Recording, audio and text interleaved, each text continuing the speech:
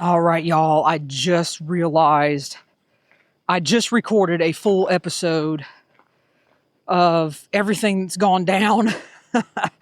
But I forgot to tell you all, for those that might be new to the show, about the history of my shoulder and the Appalachian Trail. So before I go to what I just recorded for y'all, I'm going to put this in the beginning so you guys get the history, and then you can hear the story of, obviously, the reason I am no longer in Maine on the Appalachian Trail. So the story begins back in 2014. I was with a group of friends, and we were up in New Hampshire. Actually Vermont, leading into New Hampshire, hiking on the Appalachian Trail, of course.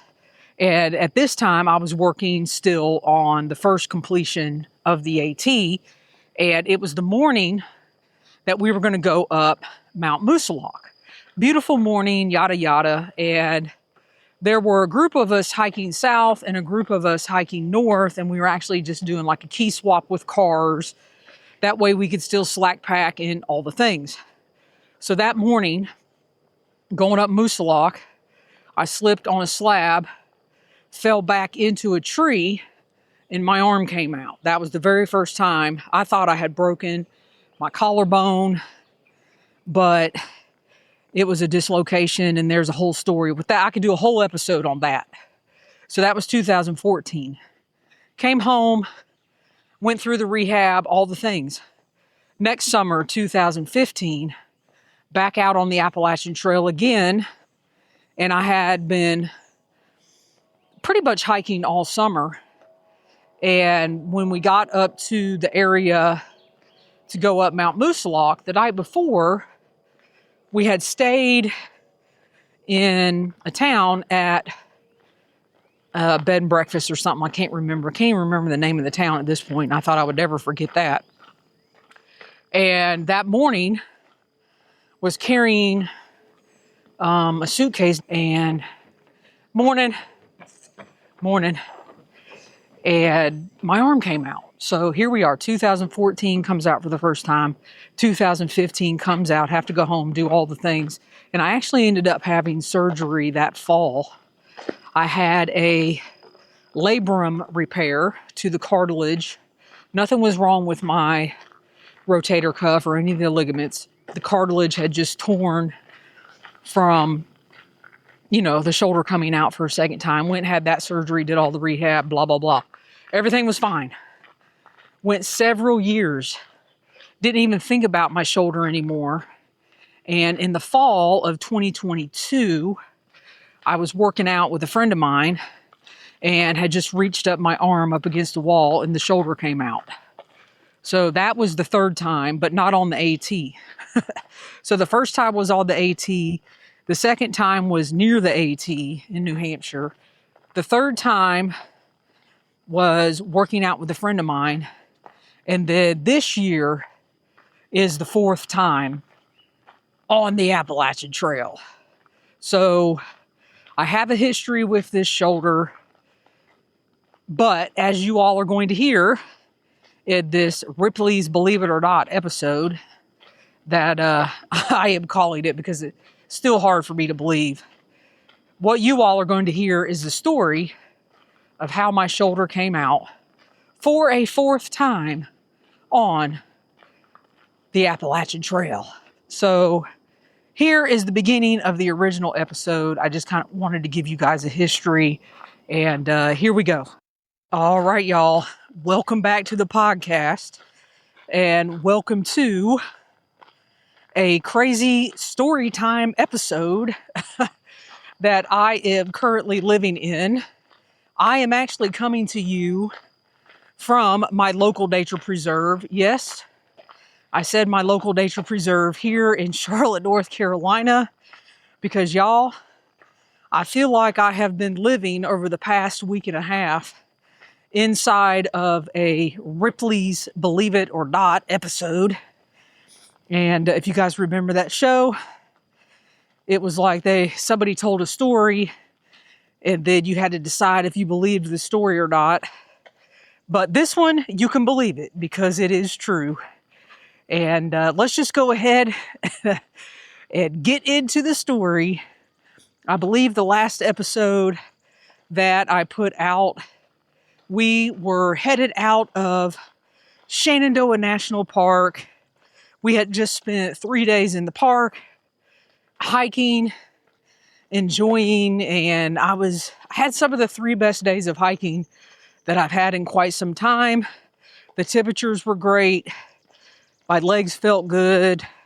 It felt good just getting out and walking and hiking and kind of letting the school year go and then building my mind toward what was going to be happening over the next month or so in Maine until I got to the 100-mile wilderness, where I was going to go on my trip with Katahdin Adventure Company, complete the 100-mile wilderness, go to Katahdin, all the things. So let's just kind of pick up from there. We leave Shenandoah National Park. We are working our way towards Gorham, New Hampshire, specifically, where I was going to meet up with my guide, Deborah. But before we got to Gorham, I wanted to make a pit stop at the Bergen store, which is an outdoor store. And the only thing I kind of knew about this store is I specifically wanted to see about getting a new fleece pullover. Specifically, the material is the Alpha Direct. And I was looking at an Alpha Direct 90 pullover hoodie on their Instagram site. And I just kind of wanted to go to the store.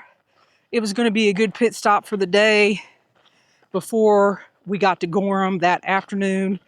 And that store was awesome. I had no idea. I mean, you go in and there were all kind of Alpha Direct hoodies, 90s, 120s. They had rain jackets. They had fleece hats. And the really cool thing about the store is when you go in, they actually had 4 or 5 people sewing right there in front of you their product. So ended up talking with somebody, and the gentleman was great. He kind of walked me through. They had all kinds of hoodies. They had zip up hoodies, the Alpha Direct hoodies. I can't really think of everything, but they got me all situated. I ended up purchasing, the first time we were in there, an Alpha Direct 120 women's hoodie in black. It's awesome. I was excited. And I also got a new lightweight beanie, because the wool fleece beanie I'd been carrying, I had really been looking to want to replace that, but if I couldn't find anything, it was no big deal. And I got a red beanie. And then we went out and we kind of walked around the little mall plaza where the Bergen, Burgeon, I'm still not sure if I'm pronouncing that right, store is located. And went back down. And then I saw this rain jacket.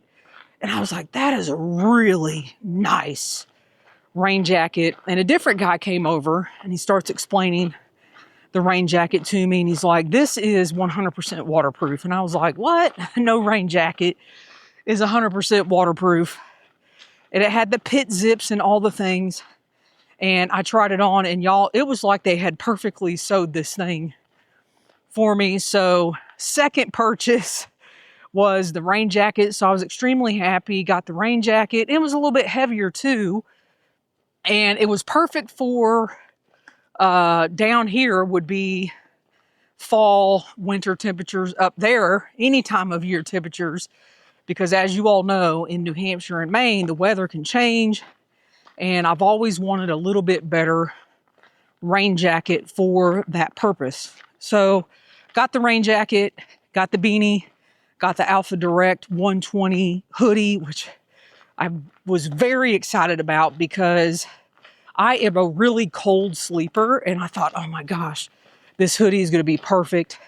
not only to hike in if it's cooler, but actually to sleep in and have as just kind of a backup fleece to carry, whether I'm day hiking or whatever. So anyway, I was excited about that. And then I made the connection with my guide, Deborah. We had agreed on a time that we were going to meet the next morning, agreed how we were going to get up on Success Pond Road to the Carlo Cold Trail where I left off the previous year, summer 2025. So did all that. The next morning we meet up, and Deborah was great. We had great conversation in the car all the way up to the trailhead, and said goodbye to Stephanie, and off we went. And it was a great morning. And I think, the Carlo Cole Trail leads back up to the AT, and it's 2.7 miles. So I knew it was going to be 2.7 miles to get back up to the AT, and then it was going to be another 4.5 or 5 to the Full Goose shelter. And we had agreed, depending on the terrain, the weather, what was happening, would we stay at Full Goose that night, or would we try to go through the Mahoosic Notch that evening, since it's light outside till, like 9 o'clock, and then stay at a campsite not far from the northern end of the Mahoosic Notch. So off we went. We were chatting and talking and having a good time, kind of getting to know each other, going up to the actual AT, and, made our way up to the AT. We had already had like 3 water crossings that weren't that bad. And of course, Deborah, boop, boop, boop, right over everything. And then the second water crossing, there went my foot right in the water. So, it is what it is, right? And we kind of knew we were going to be wet anyway, because the weather, the previous days, it had rained pretty good, and we just knew the footing was going to be wet. And off we went regardless. So we were building our relationship on the trail as far as like chatting, getting to know each other. And as soon as we got up to the point where I knew we were very close to the AT, I looked up and saw the sign that I had kissed from last year and basically told the AT goodbye. And we all know that's a lie, right? And looked over to the right and kind of saw and had the memory of when Lucky Dime and I were coming down over these boulders, saw the Carlo Cold Trail, then decided to get off the trail. That kind of flashed in front of me. And then there we were, back on the AT. And as soon as we got to the AT, I knew we were going to take a left and, continue on our way. And we got up there. Deborah's like, you know what? Let's stop, take a bathroom break, kind of have a snack, regroup. And as soon as we got on the AT, Deborah recognized this trail runner that was coming down, going south, and they were chatting it up and everything. And he was like, I'm going to try to do this traverse in 12 hours. And I was like, 12 hours? So he was going south from Grafton Notch, Maine 26, all the way to Gorham in less than 12 hours. And I was like, dude, you are the bomb. And all the way up our hike on the Carlo Cold Trail, Deborah and I were talking about like different athletes in the area and different challenges that everybody likes to do, from, the high peaks to 52 with a view. And Deborah named off so many I couldn't even keep up. And this was just one of the local athletes that was out trying to, I guess the deal is you try to do that section of the Mahoosics in 12 hours. And I was like, you know what? Everybody that hikes up here, they're like total beast. So that guy left, and Deborah's like, all right, I'm going to hop over here and use the restroom. I said, you know what? I'll just go up around the corner and I'll use the restroom. And then we had both brought a lunch, and we were just going to sit there and eat our lunch and then move on. So Deborah went over, and y'all, it was not 5 steps. If it was even 5 steps, I'll be shocked. So I go up and I had placed my pole in the ground like we always do 1,000 times a day whenever you're hiking. And the pole kind of got stuck on like a root, and you know how your body goes forward and the pole kind of stays stuck and you got to kind of shimmy it out and pull it up. So I had stuck the pole in the ground. My body went forward, and y'all, my shoulder came out, my right shoulder. The same shoulder that has now come out like 4 times. And I knew it happened.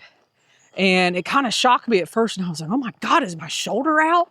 And so I start hollering down to Deborah, my arm's out. And she was like, what do you mean your arm's out? And finally, I said, I mean my shoulder's out. I think I was just such in shock that this had happened.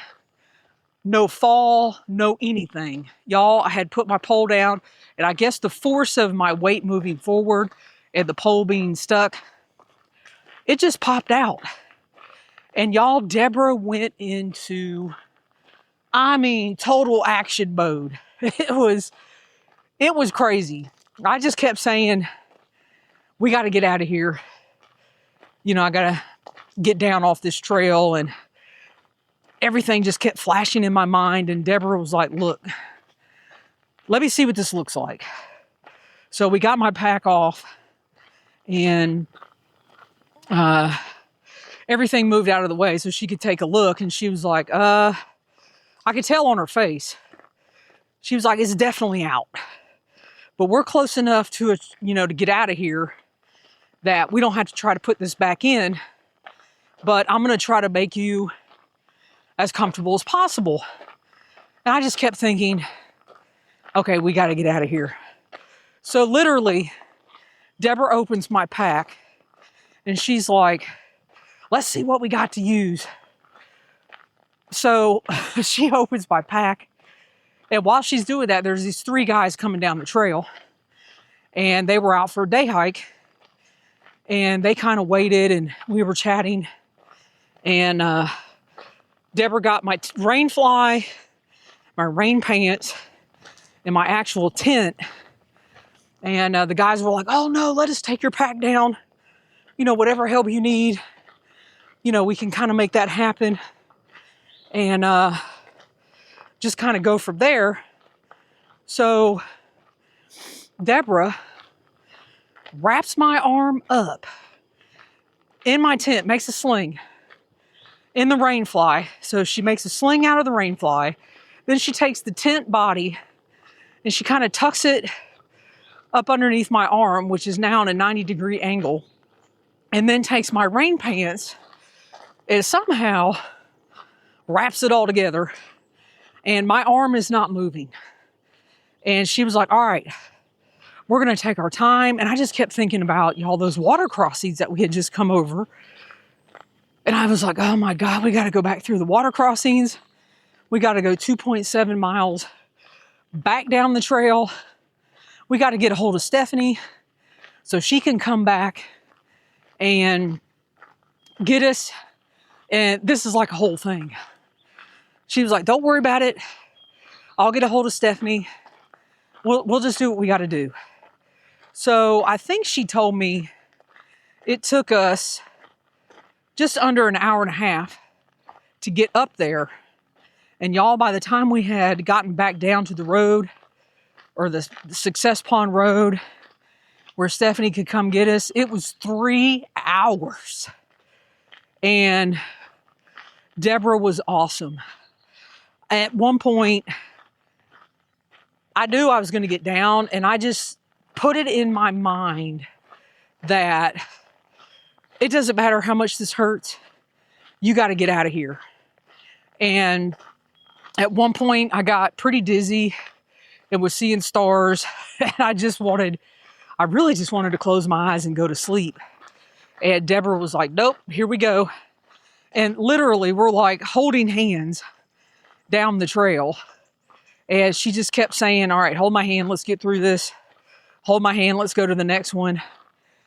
And I just put myself in this frame of mind that I had to get back to the trailhead and then get down this 10 mile bumpy road down to the hospital. And we slowly but surely made our way back to the trailhead. 3 hours, y'all. That is insane. And get back down. Stephanie's down there. The guys had taken my pack. They filled Stephanie in on everything. Got to the car and started heading down Success Pond Road. And the hiking was easier than riding in the car down Success Pond Road. And Deborah was great driving.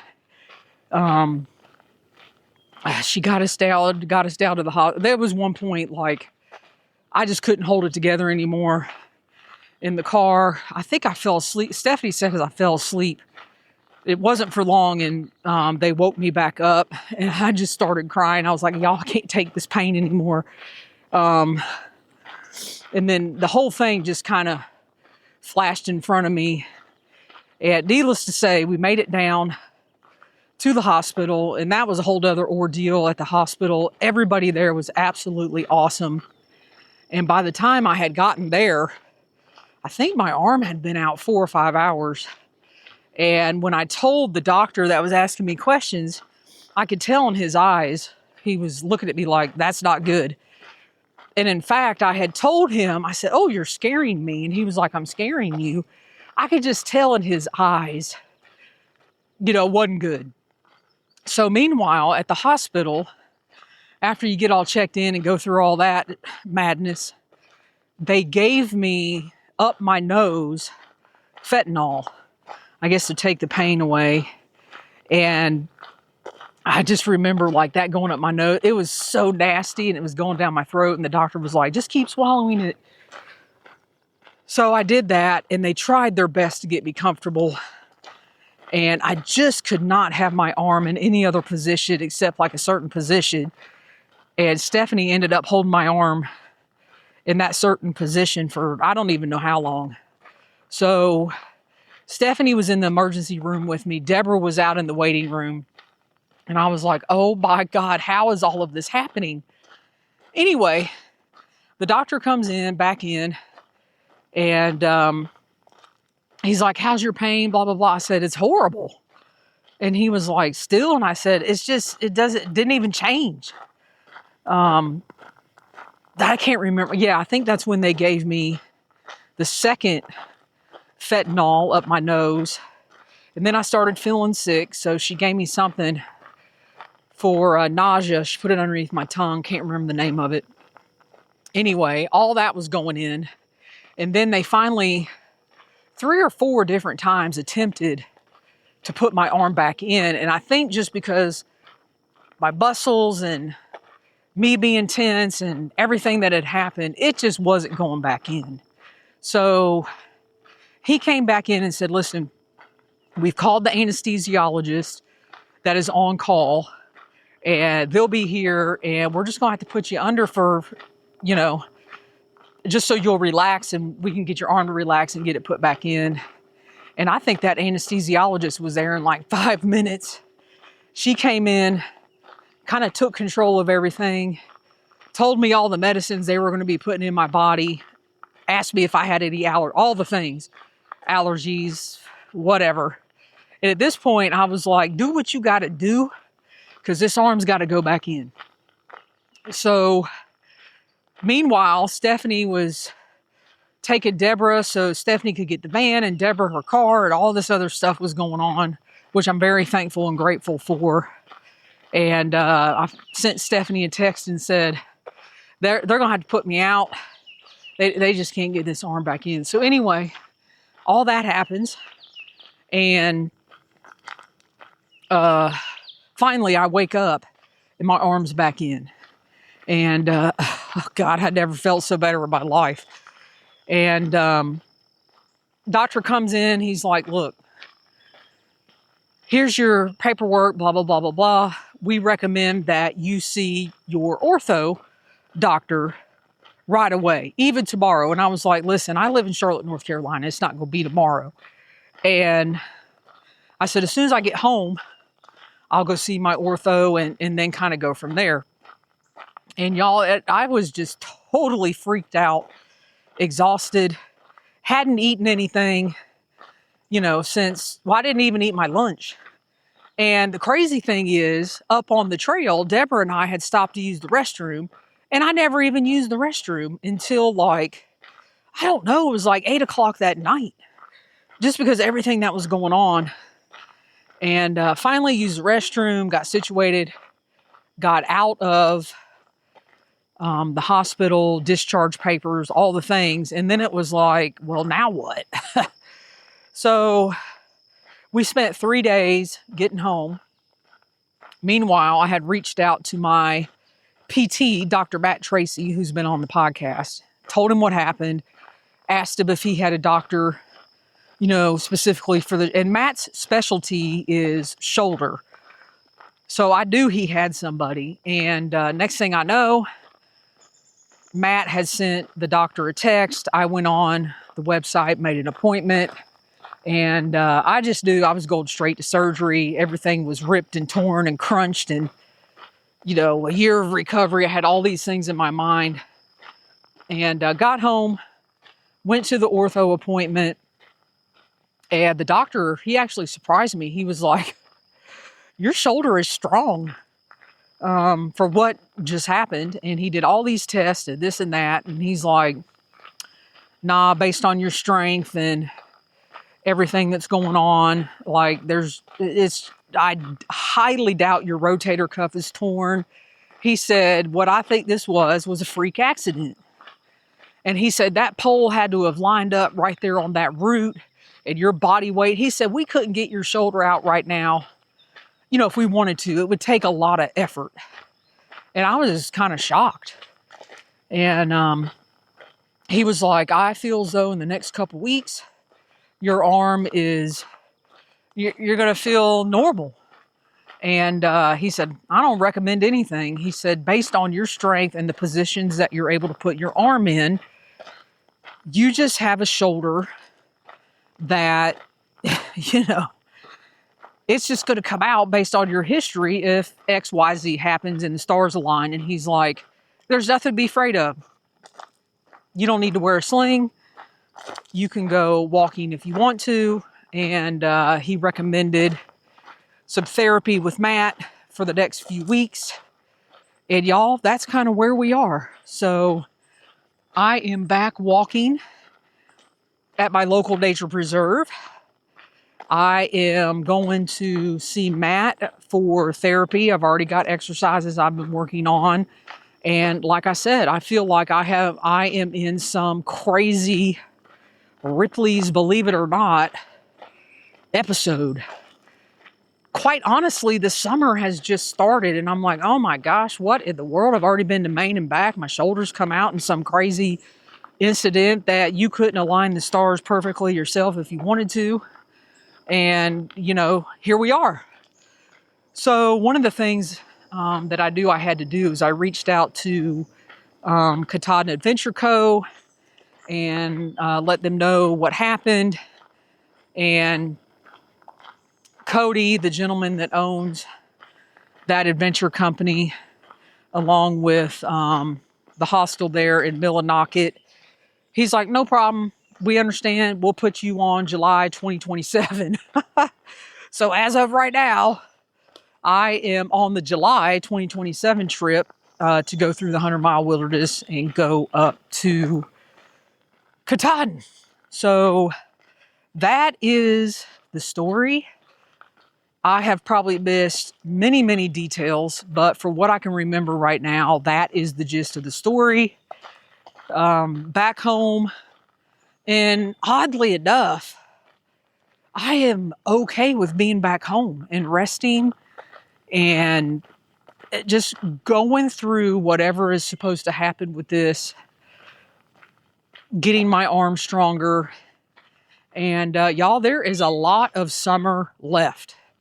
I will not be going back to Maine. I have made that decision.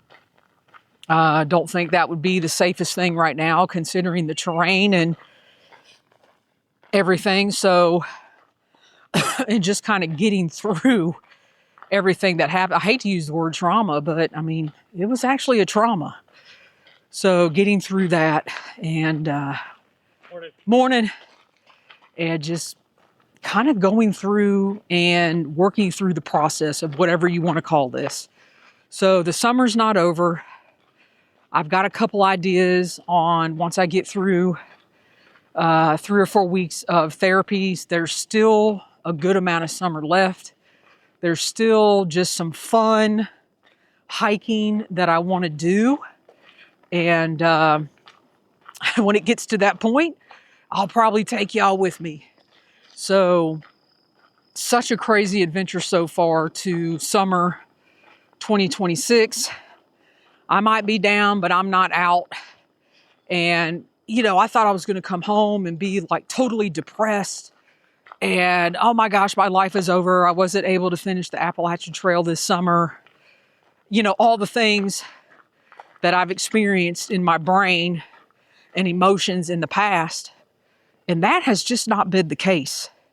And even the doctor said, hey, maybe you're not supposed to be in Maine this summer, but that doesn't mean you're down and out. And I mean, basically the surgeon said, maybe God's got other plans for you. So I'm going with that. And you can't argue with Jesus. So that is what I am rolling with. And I have just been really given a peace and a comfort about all of this. And it's really weird. Even before I was going to record this episode, I was talking to Stephanie and I was like, I don't even know what to say about what's happened because I don't feel bad being at home. You know, even after all the planning and everything we had decided we were going to do this summer, we've had an amazing summer so far and it's not over. So I'm still out walking. I'm going to rehab this shoulder and summer 2026 is not a bust. It's just different than what I thought it was going to look like. So I am rolling with that. So as you all absorb this episode, I am still absorbing over the next 3 weeks or so. And then I've got some ideas of some hikes that I want to do this summer. And I'll just take you along with me because that's what this journey's about. That's what this podcast is about. And everything's just been postponed in Maine until, I guess, July 2027. So we'll see how all that works out. That's a year from now. You cannot predict anything, as this episode proves. So for now, y'all, back home, rehabbing, not feeling bad about it at all, refocusing. There is some hiking to be done this summer and on some more tame trails. And there's still adventure. And over the next few weeks, I'm going to continue to rehab and do what I got to do. And then hopefully we'll be back out in the van, spending some time out on the Appalachian Trail, just not in Maine, and enjoying the rest of the summer. So with that being said, there's a pause on the podcast for now until we get back out there. But in the meanwhile, thanks for listening. Be safe out there, everybody. I tried to be safe. And happy section hiking.